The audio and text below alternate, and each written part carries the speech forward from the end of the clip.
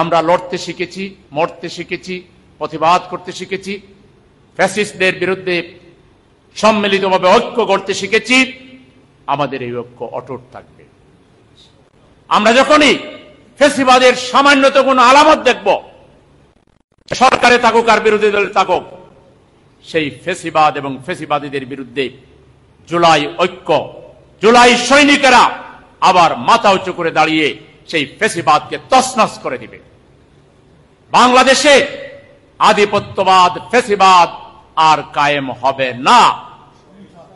বাংলাদেশে রাজনীতি করতে হলে ফ্যাসিবাদী চেতনাকে মাইনাস করে সমস্ত আধিপত্যবাদী শক্তির দালালি এবং তুষণগিরি বাদ দিয়ে খাঁটি দেশপ্রেমিক এবং আল্লাহওয়ালা এদেশের সংখ্যাগরিষ্ঠ মানুষের ঈমান এবং আকীদাকে যারা ধারণ করে, সেই আকীদা ধারণ করে এদেশে রাজনীতি করতে হবে।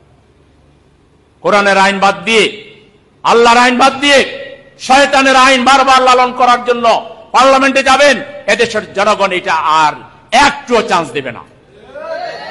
আপনারা ঘৃণা ভরে প্রত্যাখ্যাত হবেন। এখন আমরা আল্লাহর আইন চাই, সৎ লোকের শাসন চাই, ইনসাফপূর্ণ সমাজ চাই, মানবিক সমাজ চাই। আমরা একটা রাজনীতিতে সম্মানবোধের চর্চা করতে চাই। কেউ কাউকে কথা বললেই সেটা ভদ্রতার সহিত বলবে, সেটা ন্যায্যতার ভিত্তিতে বলবে। কেউ কাউকে গায়ের জুড়ে এবং নানা ধরনের মিথ্যা প্রপাগান্ডা ট্যাগ লাগিয়ে দেশের সবচেয়ে সুশৃঙ্খল, দায়িত্বশীল, প্রতিবাদী কণ্ঠস্বর, মানবতাবাদী রাজনৈতিক দলগুলোকে, ইসলামী দলগুলোকে নানা ট্যাগ লাগিয়ে ক্ষমতার মসনদে বসে মজা লুটবেন, এই স্বপ্ন দুঃস্বপ্নে পরিণত করা হবে বাংলাদেশ। এই স্বপ্ন আর পূরণ হবে না।